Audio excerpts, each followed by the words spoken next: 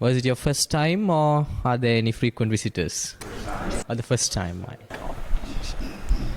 Well, it was a bit rainy these days, but so are you all from USA, or are there any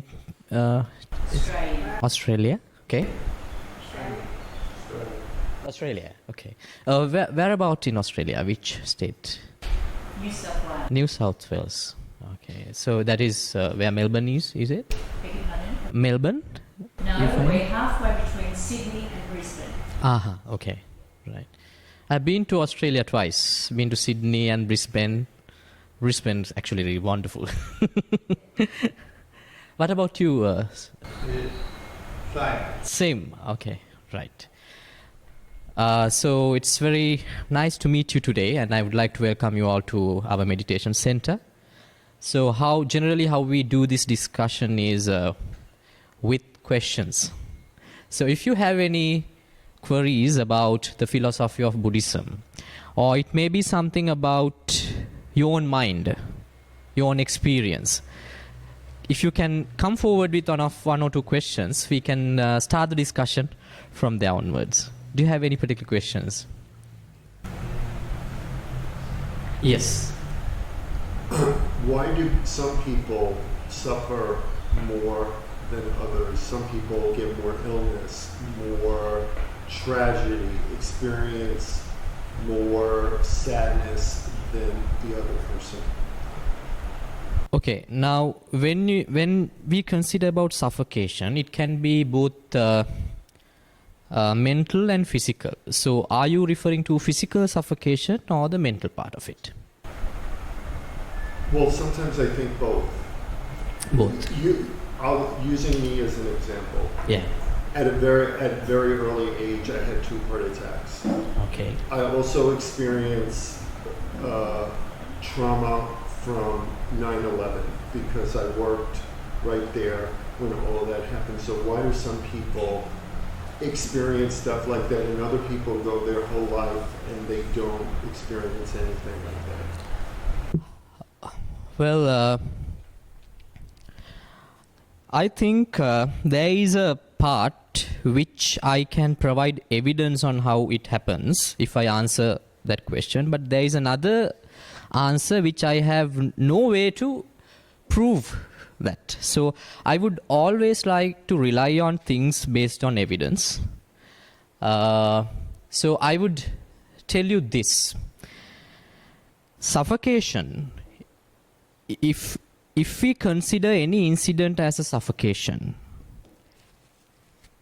that incident is totally alien from the part that we suffer. Suffocation is based on the mental component which is involved in how do we perceive that moment, right?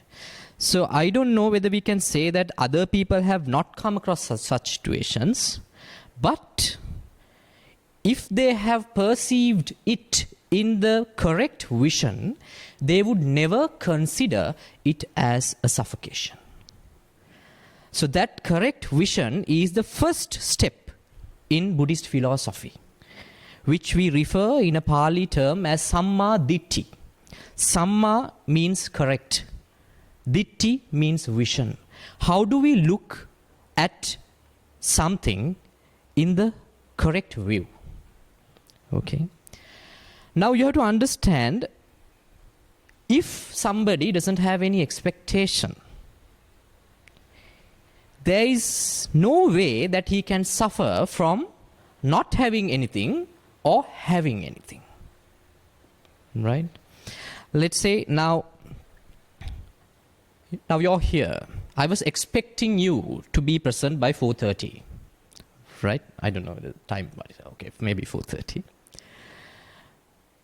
But if I had given a value to that expectation, obviously anybody who should have plans, right? So we had the plan to be here by 4:30. This is just an example, okay? I never expected you to be here by 4:30.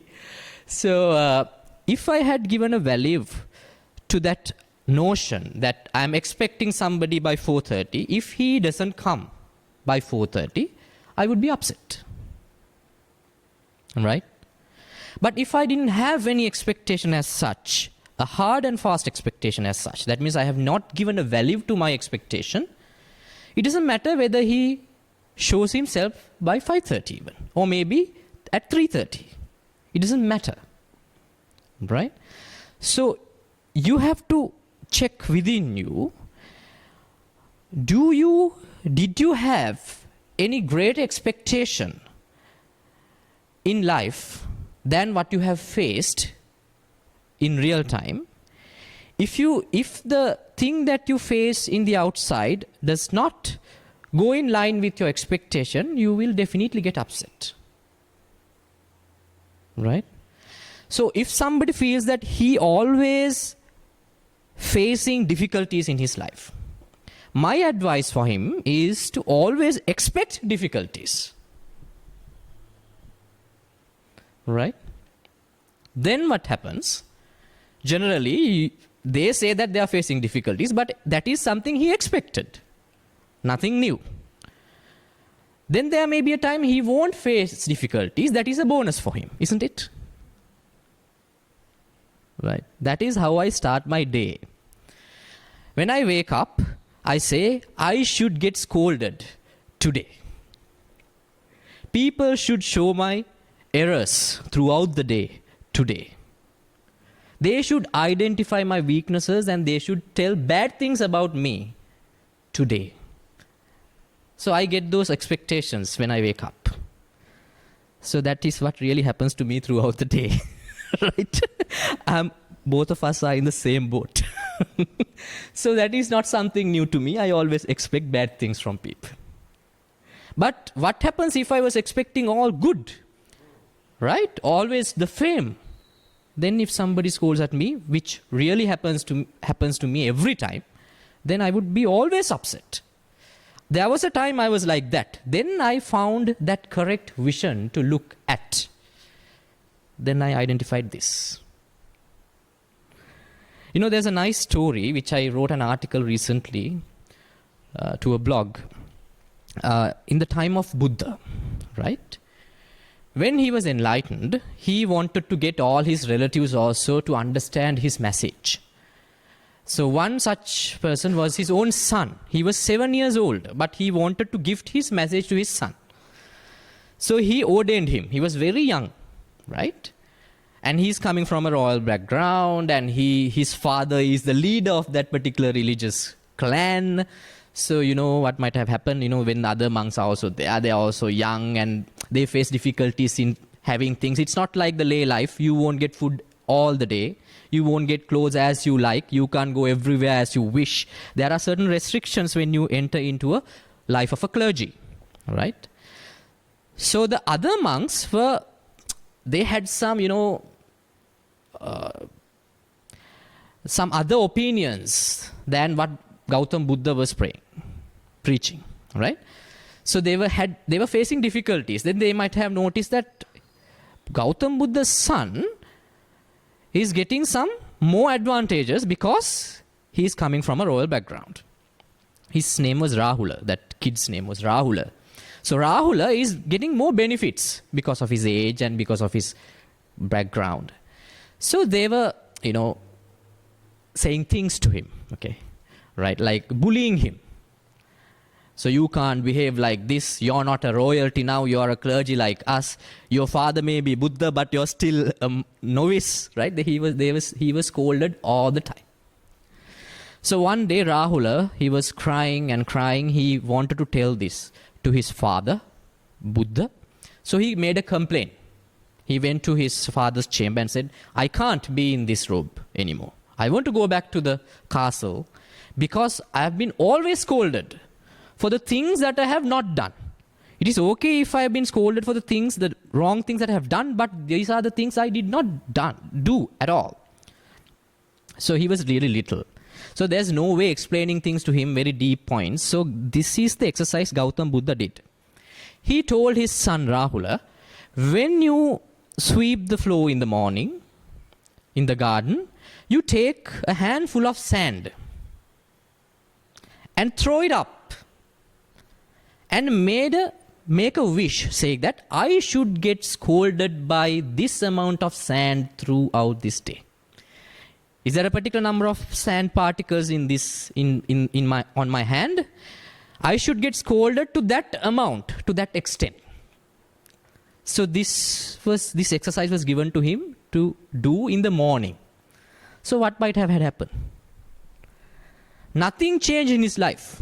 He was scolded, he was bullied as it was before. But now the way he was perceiving things was totally different. Earlier, he was always expecting good things to be heard from others. Right? He's a kid. That is a very natural expectation. But now he expects scolding, defamation, defamatory statements. So his problem was solved. Right? So my advice for a person who would facing difficulties in his life, right? I can explain the component of karma, which I say that I have no evidence to prove that, right? But my advice is now, if the problems are there, we have to find a solution rather than trying to go to see the chemistry behind it, right? The best solution is change the way that you think. That means don't expect good things to happen in your life. Only good things to happen in your life. Practically, I'm doing it and I'm benefiting out of it. Are there any more questions?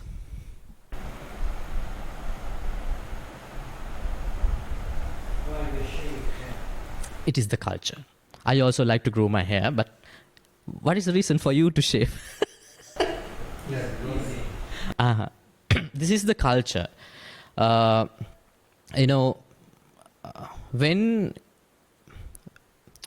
do you mean by this culture? Now, what is the purpose of having this culture? Then that is the next question which pops up, right? Now, this is a platform, right? This robe and this shaven head and the way we behave is a platform. For what? To tell the understandings that we have about the mind to the people who does not have any understanding, or to the people who does have a less understanding about their own mind. Our spiritual process is entirely understanding the chemistry behind the mind. And our duty is to tell it, to share our experiences with the people who doesn't have a proper understanding about their mind. As like the first answer I gave, people suffer not because of the things happen around their life. People suffer because of their expectations. That is one understanding that I had through my spiritual practice. If I have 100 expectations, there are 100 possibilities that I could be sad if all the expectations have gone wrong. If I reduce the number to 50 expectations, there's only 50 chances. If I reduce it up to 10 expectations, there's only 10 ways that you can make me sad. If I have no expectations, none of you can make me cry.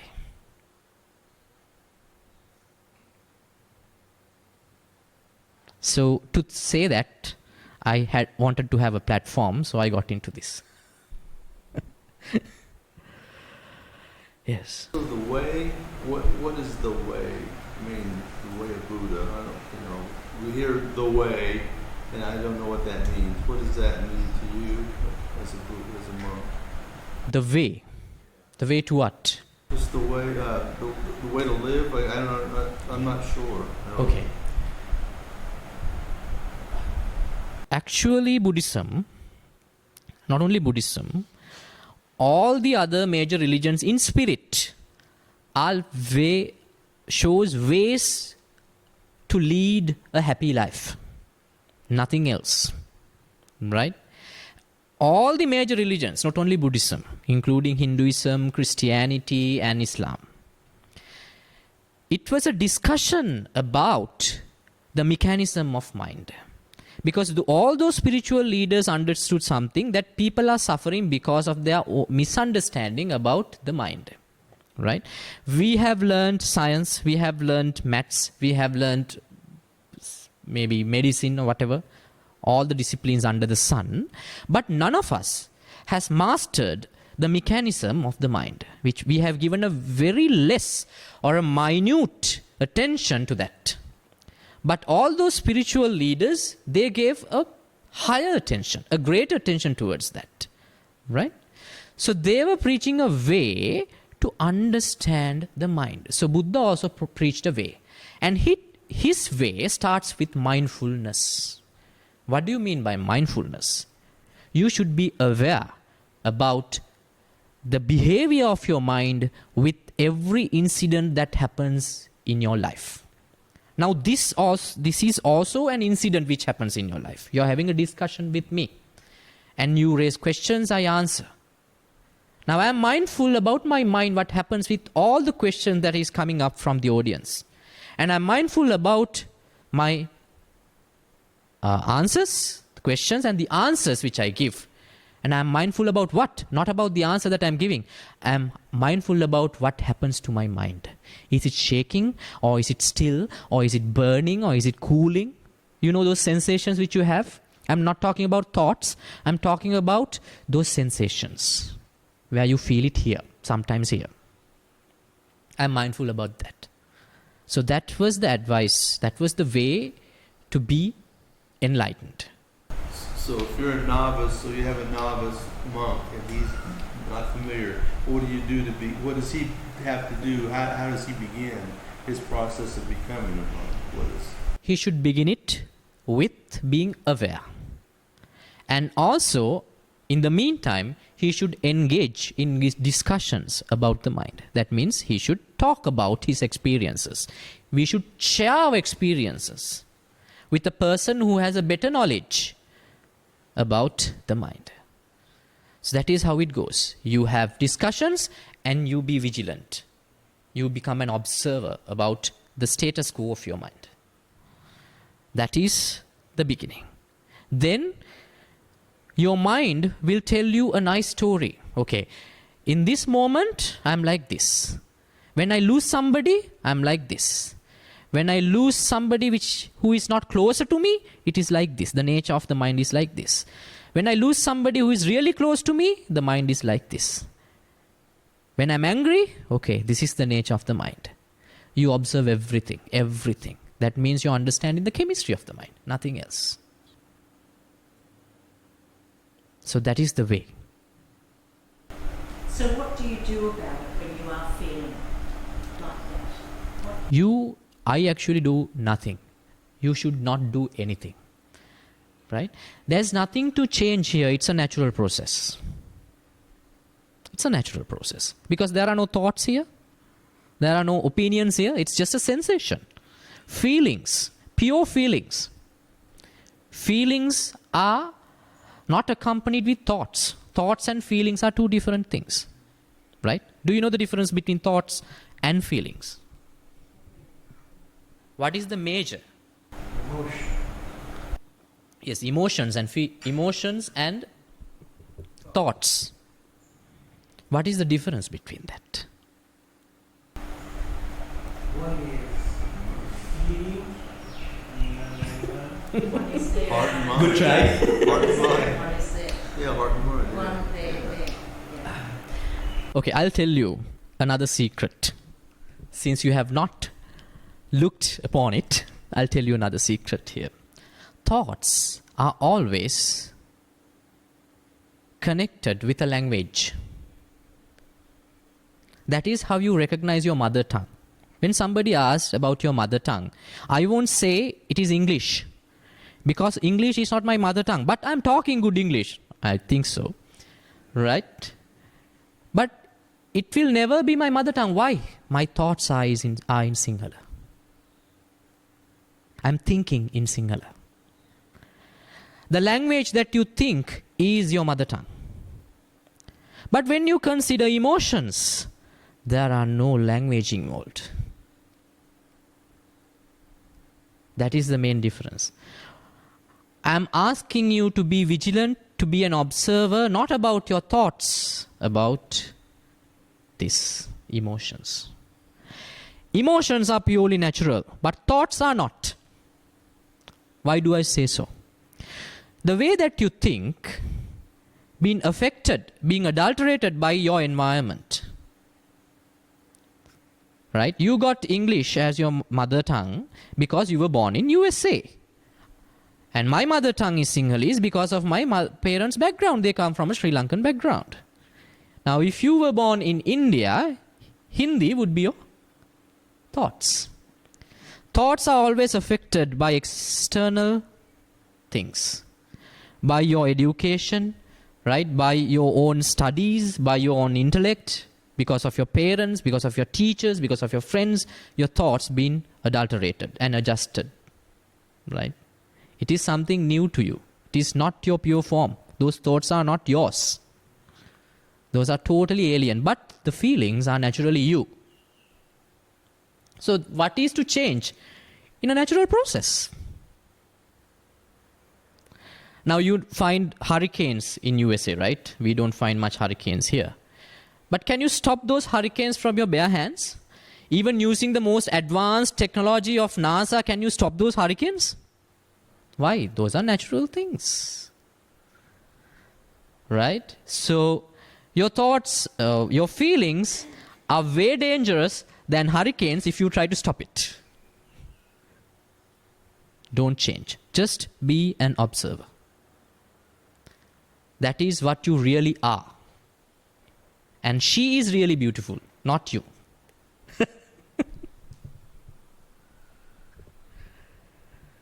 Yes.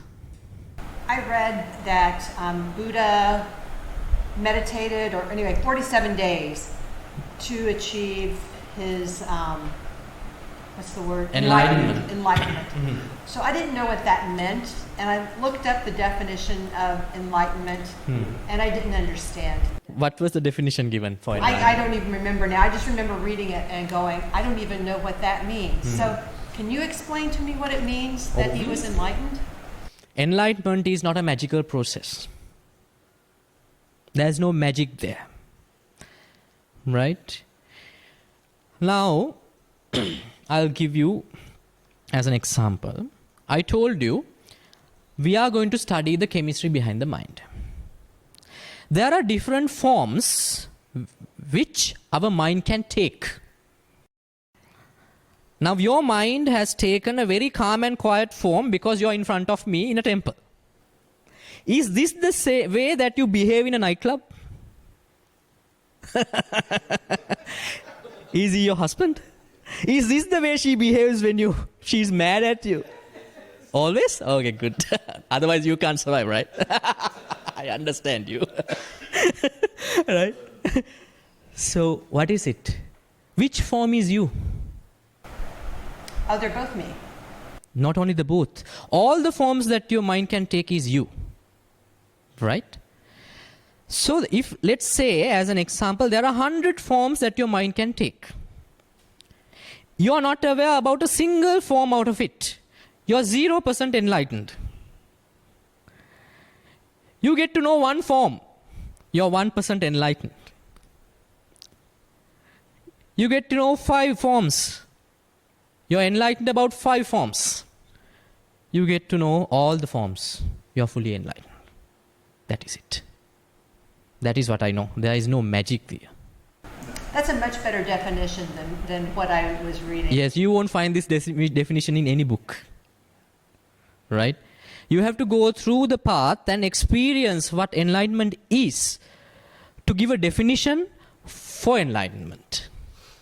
Otherwise, you can't. People think it's a magic. It's a hallucination. That some people claim that when they see a bright white light that they're enlightened. Right? Some people claim that when they see certain glitches in their mind that they're enlightened. My goodness, if you take those LSDs, these new age drugs, you can have those same experiences. So that means the drugs makes you enlightened. What? Right? None of the external objects or things can make you enlightened other than your own understanding about the mind. I can't make you enlightened. You should understand your mind and get enlightened about it. Right? Thank you.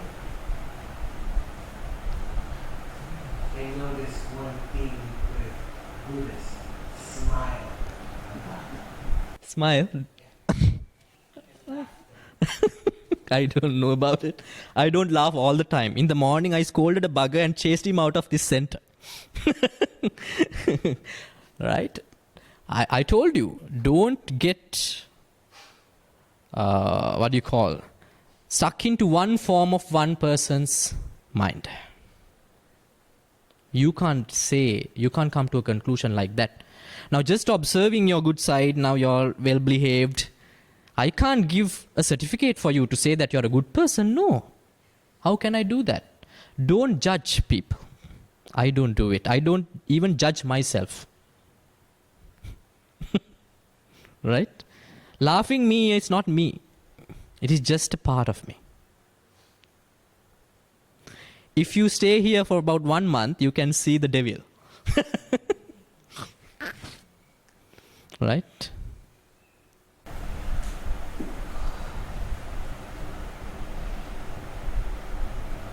So how do you know your own mind? You say know your own mind. How do you know your own mind? I mean, everybody has different elements. Different person there. The knowledge is scattered. Now you have to, collect it and compile it.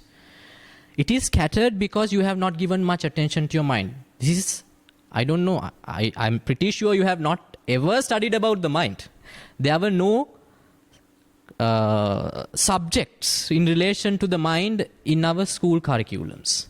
Not even in the higher studies, right? I'm not talking about psychology. Psychology is a very minor part. It doesn't talk about the chemistry of the mind fully. But we have this knowledge by experience. But that knowledge is scattered and it has not been compiled. So we cannot access it as we wish because it is not in a proper form. Now we have to discuss. That is what we are doing. Now we are compiling. It always happens through the discussion.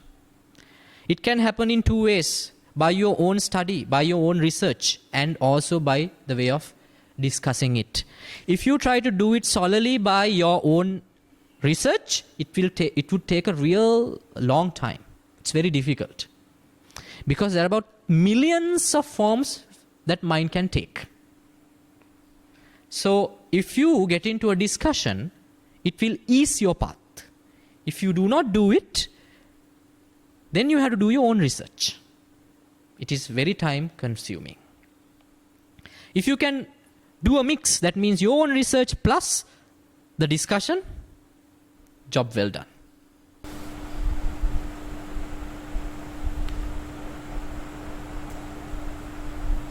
How long have you been practicing Buddhism? And what type of Buddhism is it that you're practicing? What branch? Well, if I'm to answer that question, that means I've been practicing Buddhism for many years. Maybe more than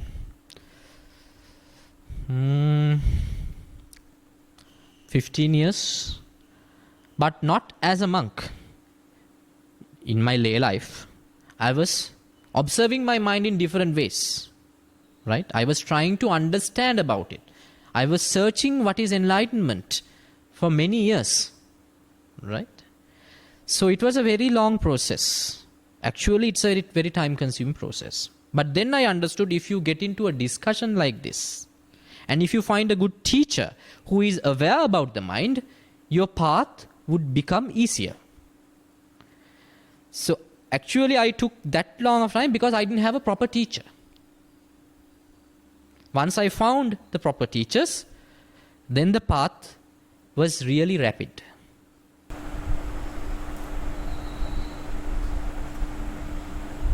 Are there female monks? Look behind.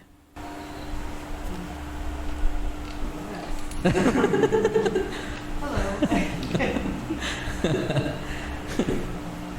Answered? That was an easy question, yeah. All I had to do was turn around and I would know.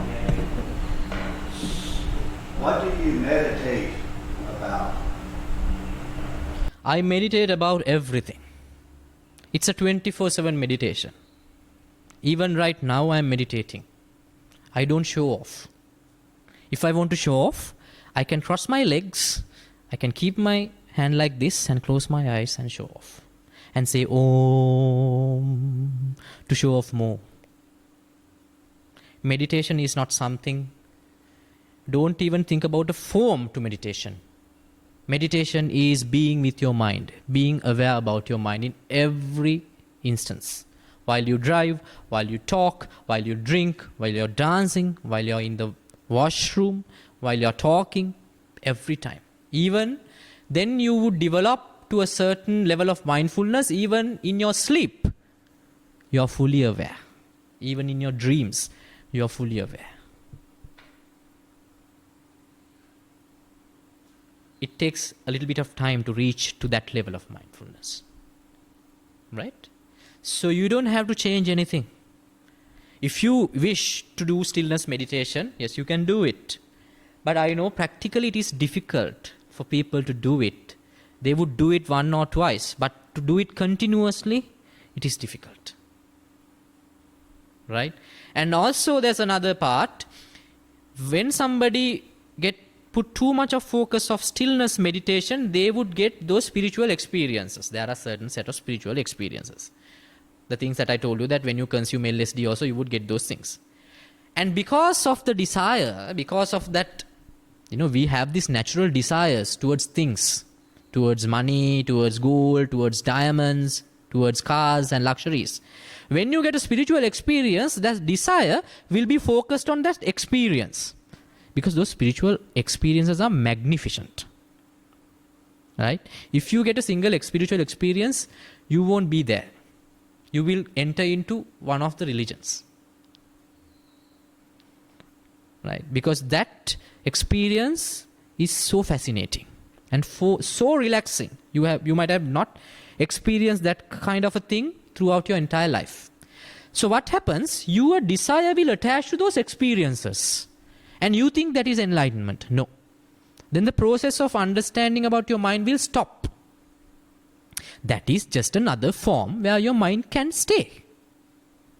Right? If somebody wants to be aware about those forms, yes, I can tell him how to do the stillness meditation because I have done it.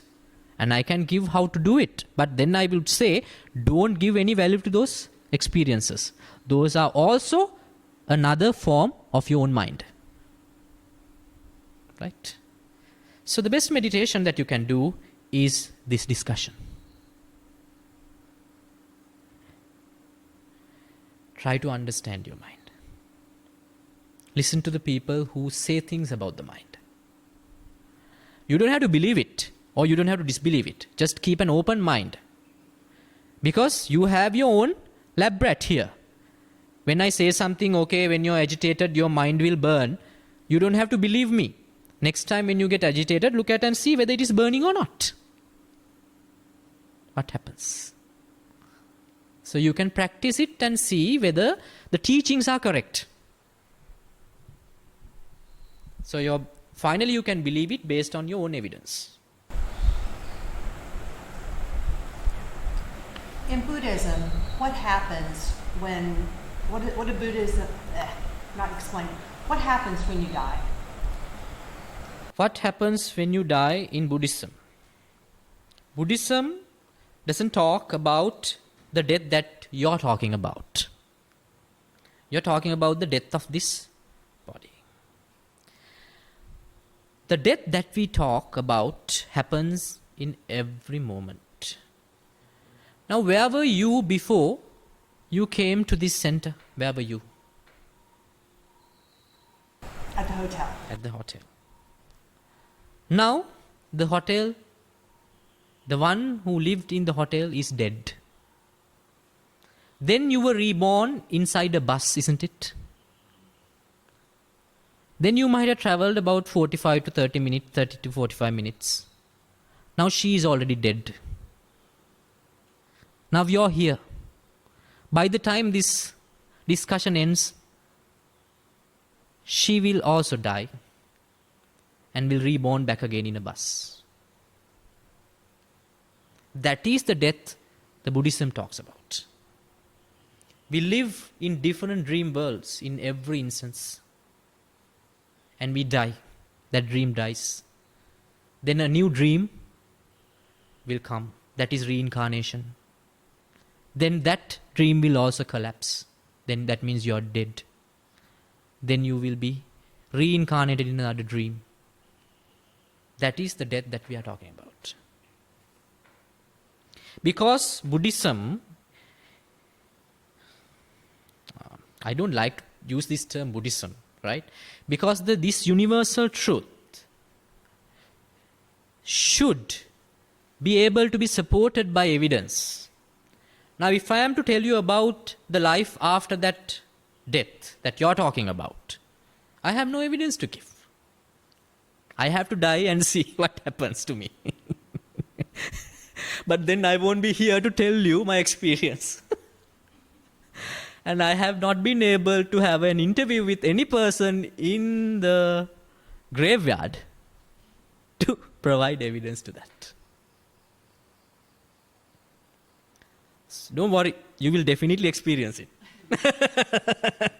It's okay, no? Even at the last moment, you will find the answer to your question. So Buddhism teaches more like living in the moment. Not about living in the moment, understanding the mind. Because there is no moment to live in.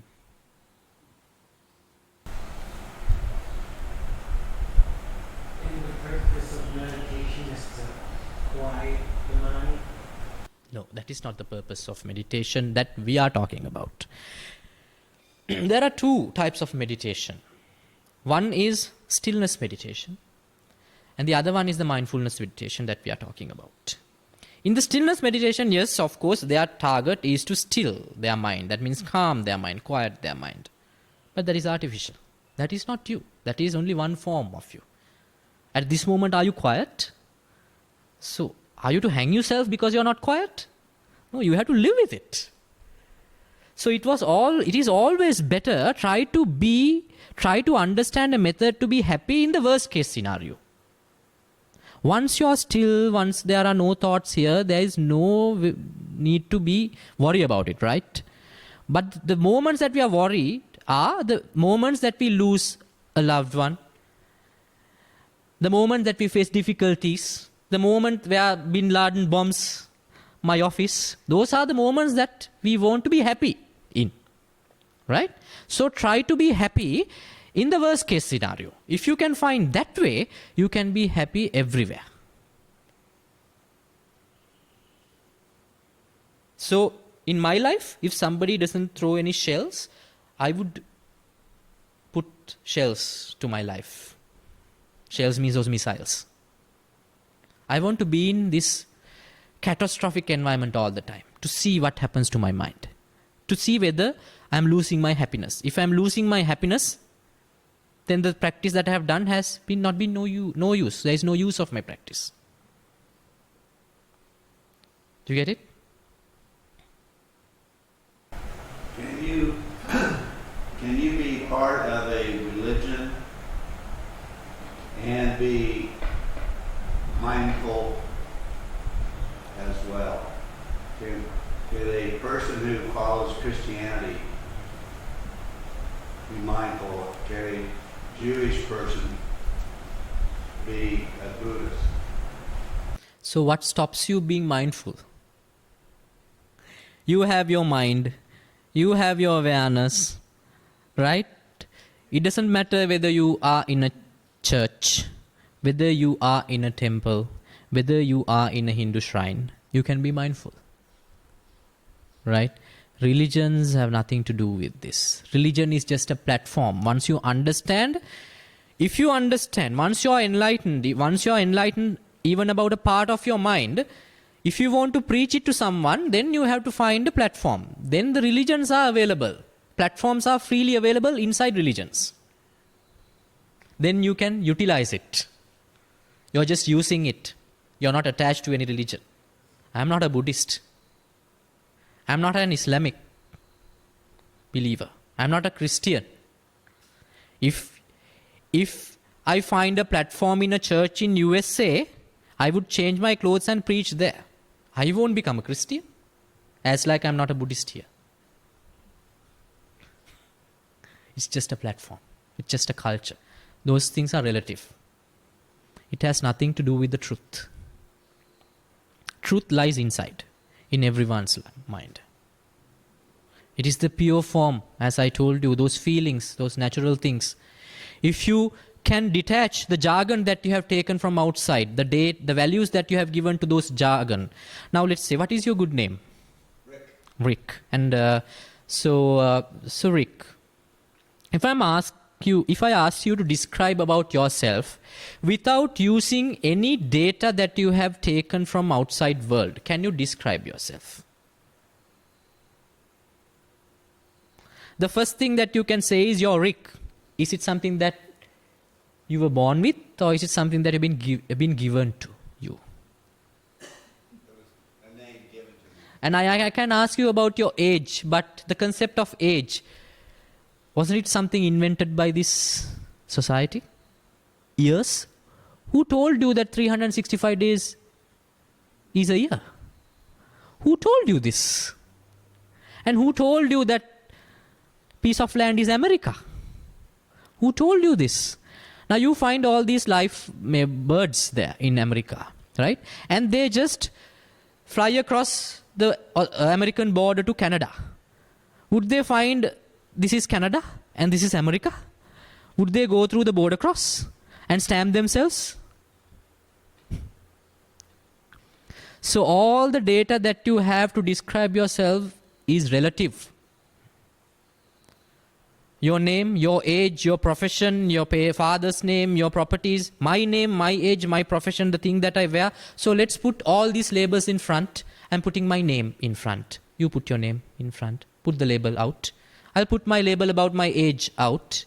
You put your label out. If you put all the labels out, which you have to describe yourself, if I put all my labels out, which I have to describe myself, aren't we both the same? That is the truth. That is the truth that I'm talking about.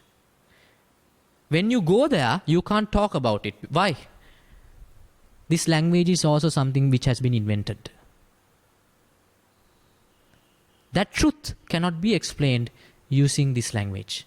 All the languages are primitive in front of the truth that we are talking about. All these discriminations in this world has happened because of this misunderstanding. They don't understand that we are one and the same. So what's the point of talking about religions? When you go there you can't have any special person to love. You should love the entire world. That is unconditional love.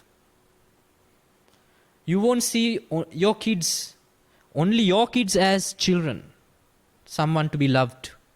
You should see all the children in this entire universe as yours. All the mothers are my mothers. All the fathers are my fathers. Everyone. Not only human beings. These insects, these birds, these trees, this wind, everything. When you put all the labels out, there is no difference between yourself and this structure. We are all the same. So we see on television world news, wars and riots and terrorism. Should we ignore that? How does that affect us being mindful? So those wars and those problems is the catalyst for somebody to go in search of who we really are. If we do not have problems in this society, nobody would search for the truth. Right? I won't say we would be able to stop it. But before trying to change the outside, we should change our insides. Without changing the inside, you cannot provide a solution to it. Right? I have the power to change me. I don't have the power to change you. Aren't I changing you?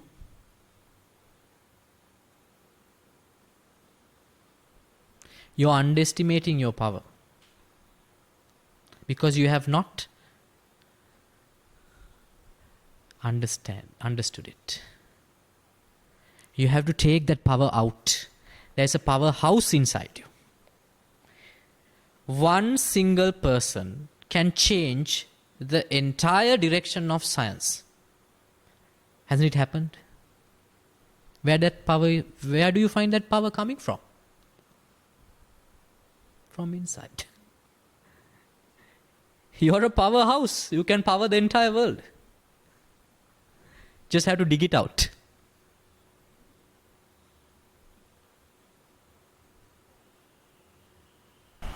Good answer. I don't understand it though. I don't. Well, how do you dig it out? You know, where do you get that? How do you do that? Once you understand about the mind, totally, you are fully awakened. Once you are fully awakened, you can do anything. You won't get the feeling that you can't do these things. If you want, you can change anything.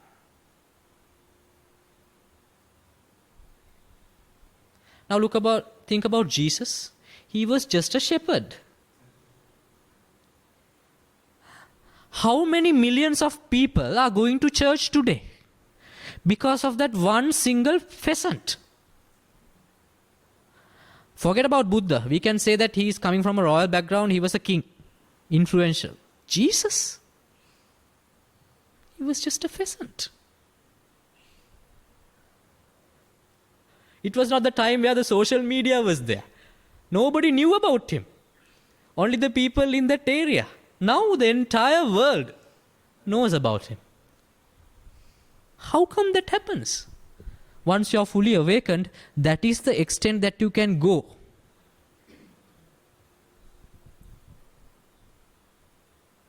And Muhammad, Prophet, he was illiterate. He can't even write his own name.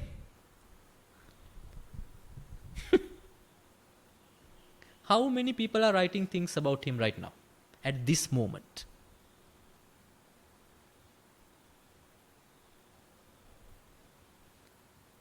Now do you understand the power of awakening a little bit? I'm a work in progress. I think we all are.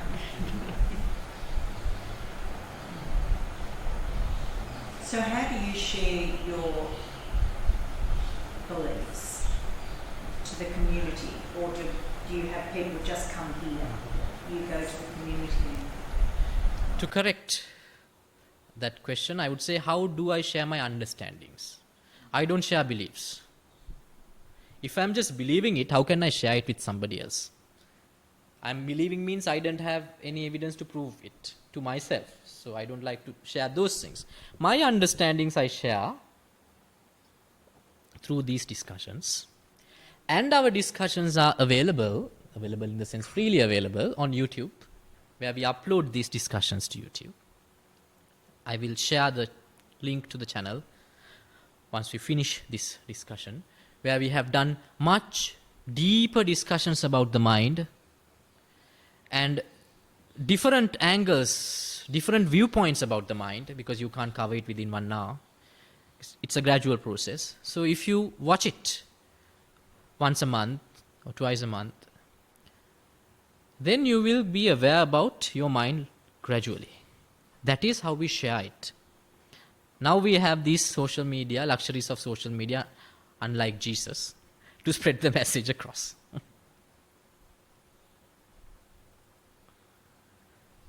But you have to understand, there is no magic here. Don't believe in magic. The only magic that if you want to believe is the magic about yourself. All the magics are here.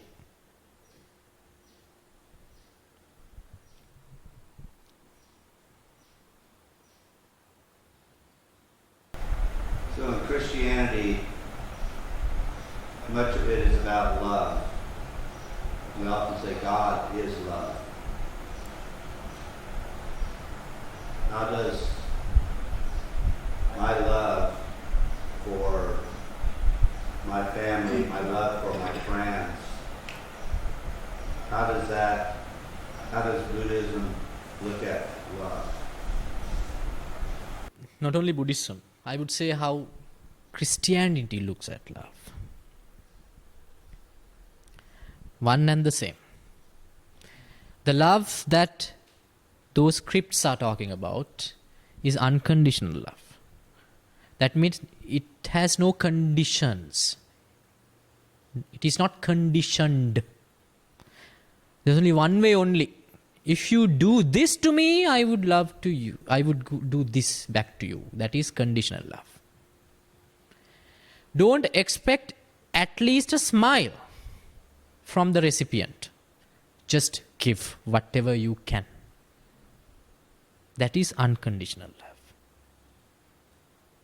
You're not even expecting a smile in return. Doing good things without any expectations. That is love. And the God. Don't try to find a God in a form. It has no form.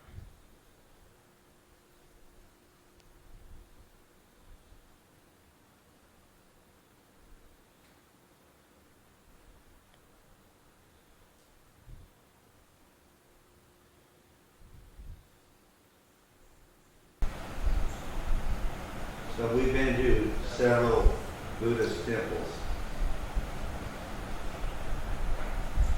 And there's always several Buddhas in the temple.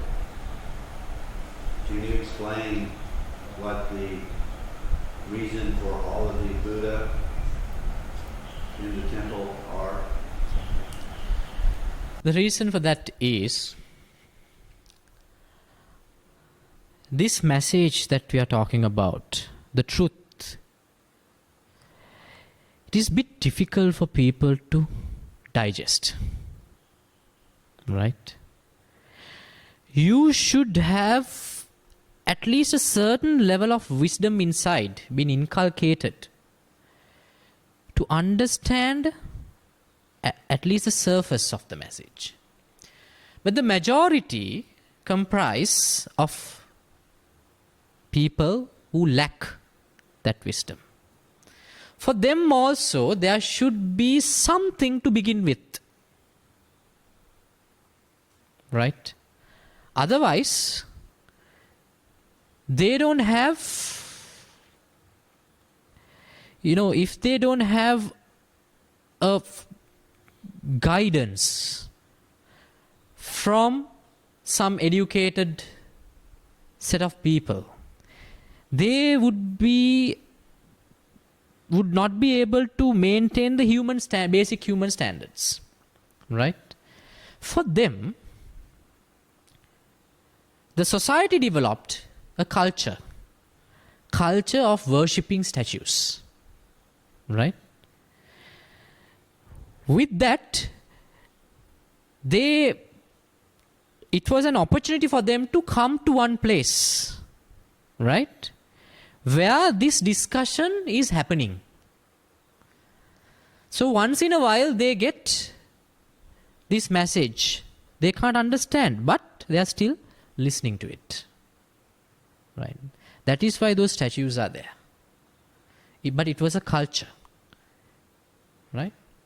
But I do not criticize it, because they need a place like that. Right? Now, recently there was a huge fire in Notre Dame Cathedral in Paris. Right? And there was one gentleman who donated about millions of money, some famous some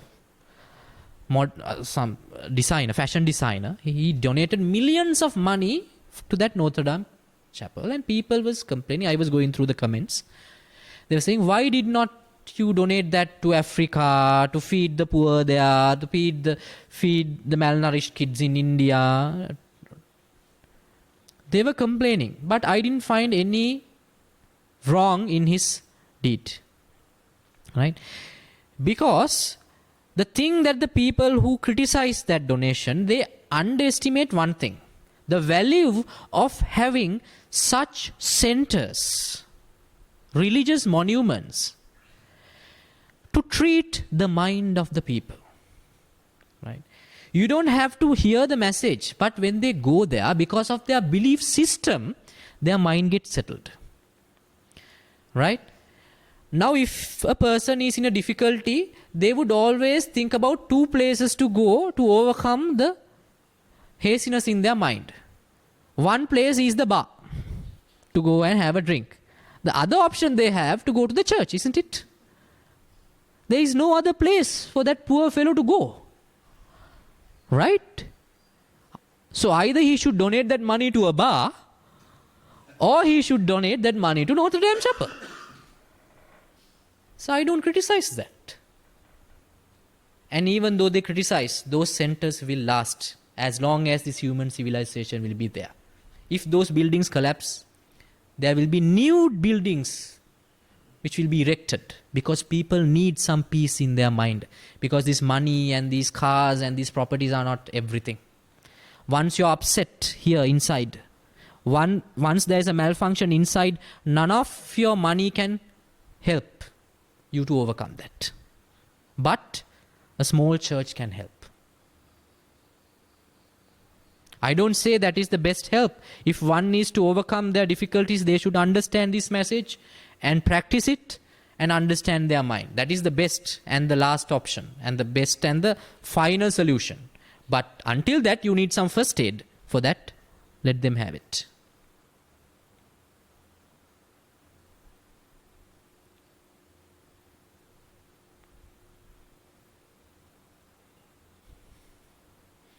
And if you destroy that culture, how can we live? We do not work. I have to be frank there. There is a business also. You can't say no, there is a business involved there. With every religion, now there is a business. But the problem is there if you do only the business. But if you tell something about what you have understood about the mind, and if you do the business, I think it is justified. I'll tell you another secret about the mind. Do you know the difference between ownership and possession? Between ownership and what? Possession.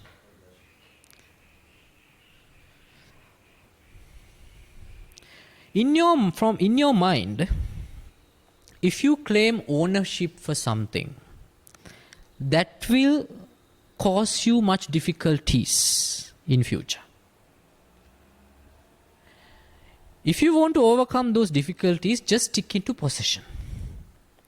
I'll take an example. The hotel that you're staying right now, I believe it's Marriott in Valigama, right? Now you're spending a couple of nights there, and you're enjoying the buffet, and you're enjoying the pool. You can enjoy the sea, right? Does it have a spa? Sauna? You can enjoy everything. But would you think the owner of the Marriott hotel, if he stays overnight there in his hotel, would be able to enjoy the same like that you're enjoying right now?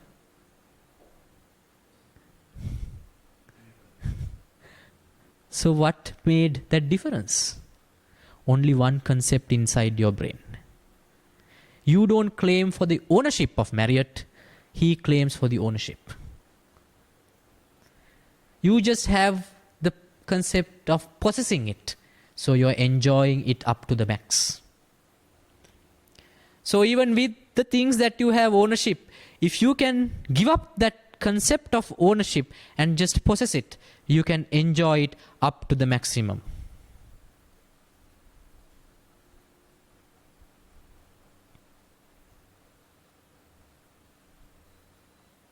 So be a traveler all the time. Even inside your house, just a traveler, a wanderer. Now I'm like that. I have given up everything. Once I give up everything, what's the difference? Now, let's say I had a 1 acre land, right? I own a 1 acre land. If in the very moment I claim that I own a 1 acre land, people think that they become rich. No, I say they would become poor. Out of this entire universe, he claims just the ownership for 1 acre land. How poor he is. Now I don't have ownership over even an inch. I own the entire universe.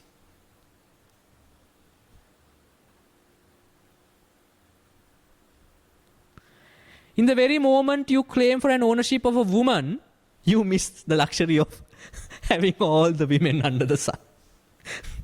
I own all the women.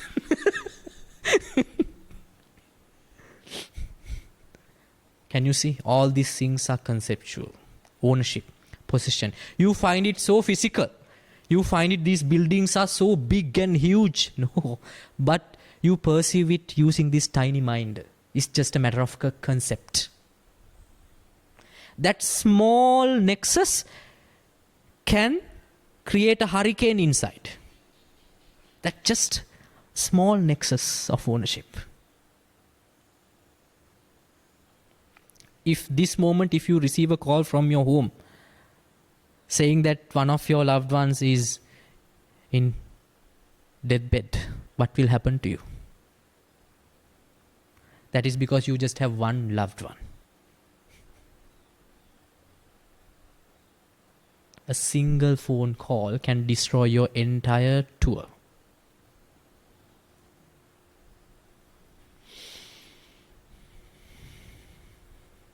But that can't be avoided, can it? Death cannot be avoided, but the suffocation can. Obviously, people die. Why? Yeah. Yeah, like if we were to receive a phone call, that's out of our, it's how we deal with that phone call and how we, Yeah. The part of dealing it, what I'm talking about. How do we deal that situation? Deal with that situation. That is where the problem lies. You can't change what happened. What happened has already happened.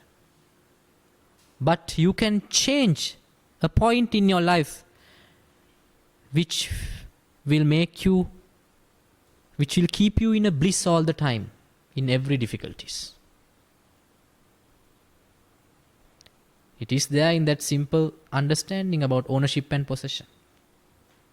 Anything that you have claimed for ownership can destroy your inner peace. Mindfulness. That is the magic where you can find all these things.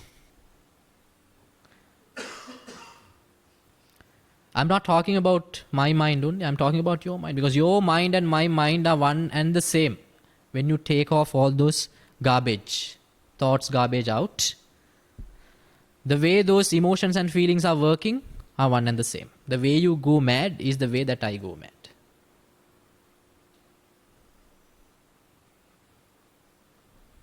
So that is what I'm doing. I'm doing a research and I'm telling it to you. You also go home and do the research. So do we have any more questions? Problem solved.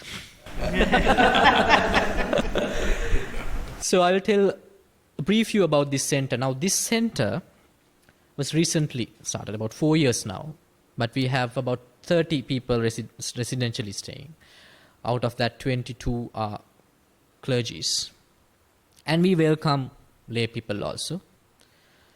So what we do here, we do a collective exercise of understanding our mind.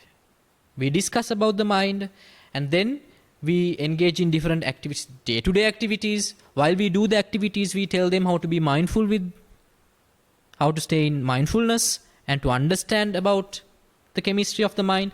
Then if there is something that you can understand about any particular behavior of your mind which you cannot evaluate by yourself, then we put it on the table and we discuss about it.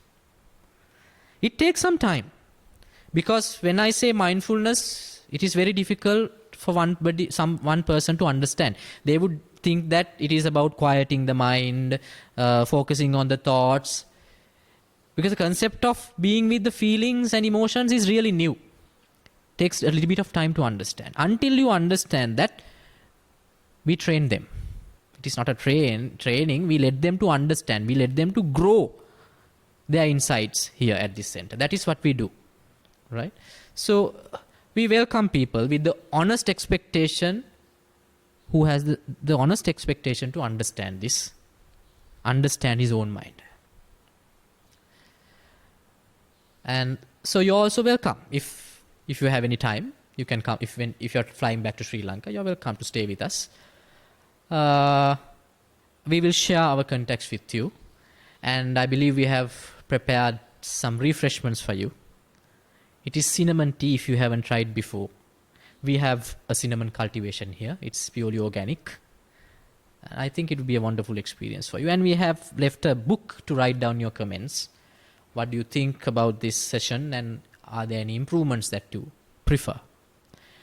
And there is another book to write down your emails if you wish to be contacted through emails, and our contacts, and the YouTube channel is displayed. So I believe there are no more questions. I have one question. Yes. What is it that work here together, what is it that you find yourselves debating the most often? What is the concept? Is there one concept that you find yourself wrestling with more than anything? I don't wrestle with any concept, because I know all the concepts are mind-made.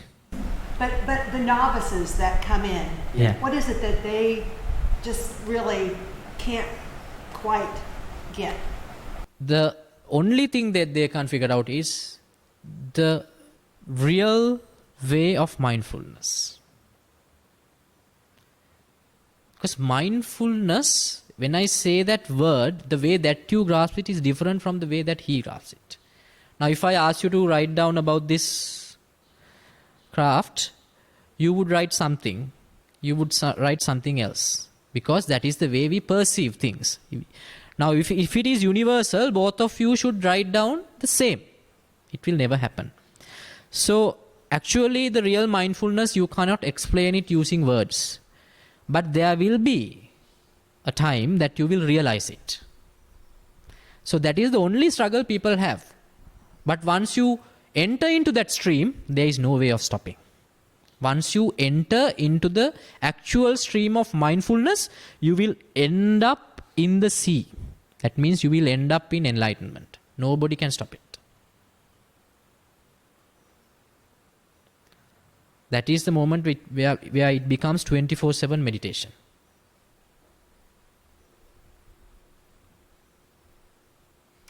Okay. All right then, thank you very much. I would like to invite you for that cup of tea. Thank you very much. Thank you.